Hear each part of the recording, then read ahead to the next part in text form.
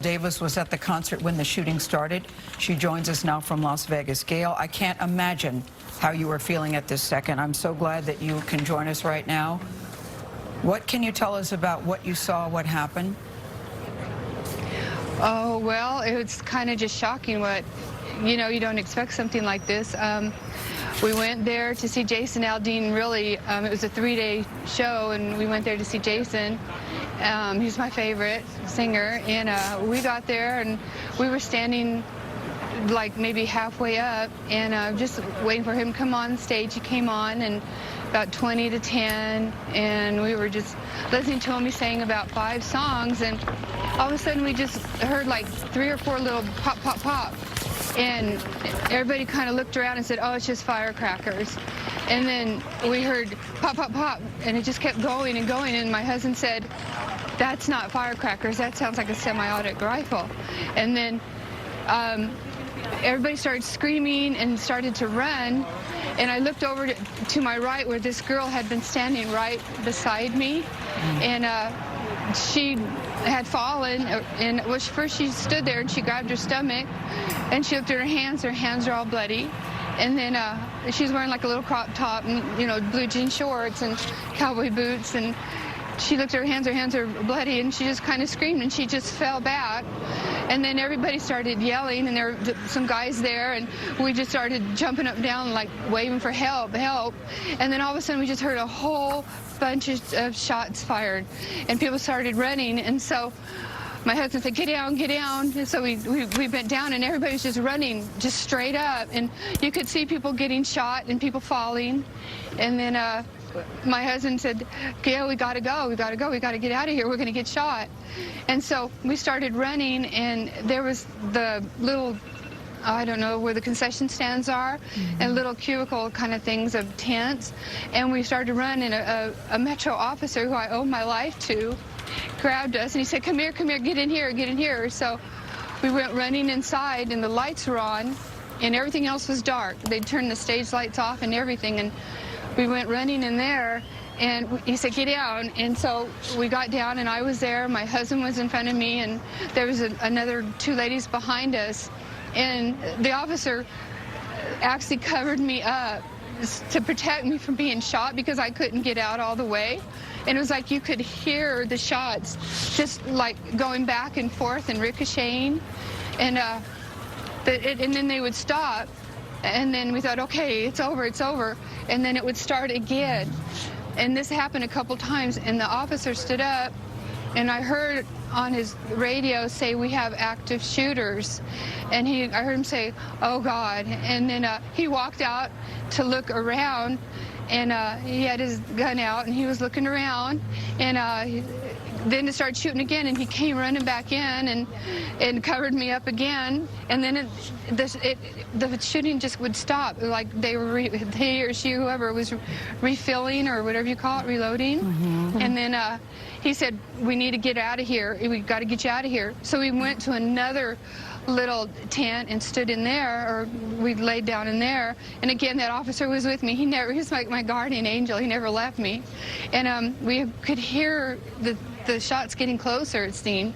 And my husband got hit like with some shrapnel, and he goes, Gail, I think I got some of the, I don't know what you call it, lead or something. And he goes, feel how hot it is. And he put it on my arm. And we kind of waited, and then the shooting kind of stopped because it kept stopping, like they were refilling or something or reloading. And so then the officer said, we need to get you out of here. You got to get out of here. Stay low. So we went to get out the back, and we couldn't get out because there was like a door or something. So we pushed it down. He pushed it down first, and we ran out. And he said, stay out of the light. Just run, and keep down, keep down. And as we're running, there's people laying everywhere. People were bleeding. One guy was holding his girlfriend or wife or, woman, and he was crying and saying, oh God, baby, I'm so sorry, it's my fault. And I think she had been shot in the head because he was just covered with blood. And we ran, and there was just ambulances and police cars everywhere. It was Gail, heartbreaking. you were painting an incredible story. I am so sorry. We're all sorry that you had to go through something like this. Thank you. It sounds absolutely terrifying. How long did this shooting seem to last to you? Well, it seemed like a long time, but maybe only 10 minutes it seemed. You know, maybe 15 minutes. It seemed forever, but then again, it was like so fast.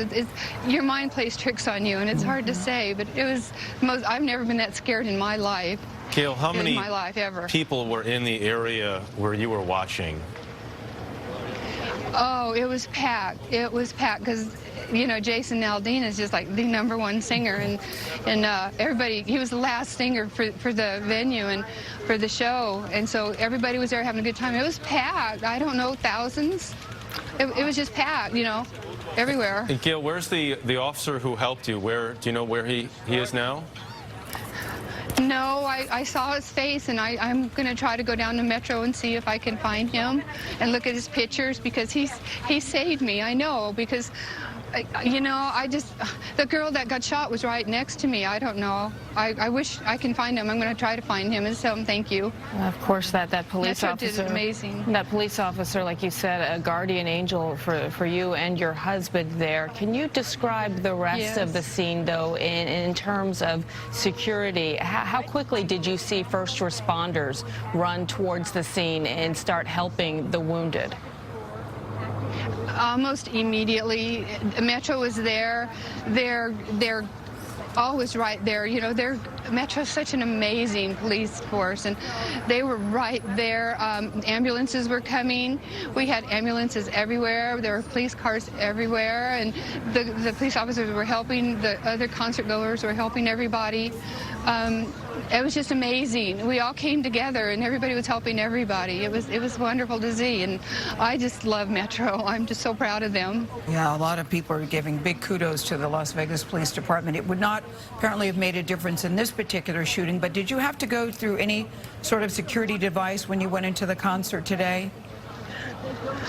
No, well, yeah, when you walk through, they look at your, you know, I didn't have anything because I don't carry anything. I have my chapstick, but no, they'll look at your backpacks and stuff, but it's secure. It's very secure. And my husband saw the shots from Mandalay Bay. They were like a little bit above halfway, a little bit higher up, and he could actually see like lights flashing, like, and then they said that he saw this, where the shooter was. Yeah, you know, so, yeah. I can tell, and I know this is traumatic. I'm sure that you are still in quite a bit of shock. But have you been able to wrap your brain around that you went to a Jason Aldean concert, of all things, and this happened to you? This seems like a terrible movie. I know. I mean, I saw Jason San Bernardino last year, and, you know, he's just amazing. And my husband kind of surprised me, and because we didn't go the first 2 days, and then he said, well, let's go see Jason, and he got his tickets and the little wristbands, you know, and it was a wonderful surprise. And to have this happen, you know, I just can't wrap my mind around it, like you said. And Jason, it's just hard. Jason posted a Facebook message to all of those fans like yourself who were there to see him. And we spoke with another performer who was on stage right before him, Jake Owen, who said that he had seen children in the crowds as well, sitting on their parents' shoulders. Did you get a sense of how many children were at the concert? We know it was around 10 p.m., but clearly there are music fans in all ages, and parents do bring them to these kind of concerts.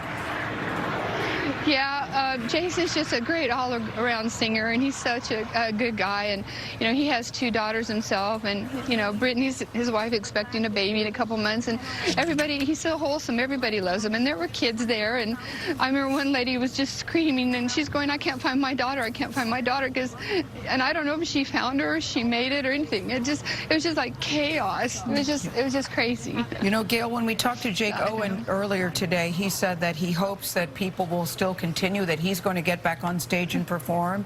He hopes that anyone who is at the concert will continue to do so, that we won't let a coward, as he says, change our way of life. How are you feeling about that? Oh, no, I'll still go. Of course I'll go. I think I'll be a little more on guard. But you can't foresee something like this. You can't expect this. But, you know, I'll go again. I'm sure we all love all our country artists, and we're all going to go again. We support them. We love them. All right, especially Gail. Jason. Well, Gail, that police Thank you. officer was a hero, and it sounds like your husband was a hero as well for having a peace of mind to recognize Yes, he that those was. weren't firecrackers, that they were in fact gunshots. We wish him the best in his recovery from the shrapnel wounds. Gail, thank you so much. No. Thank you. I appreciate it. Well, the White House says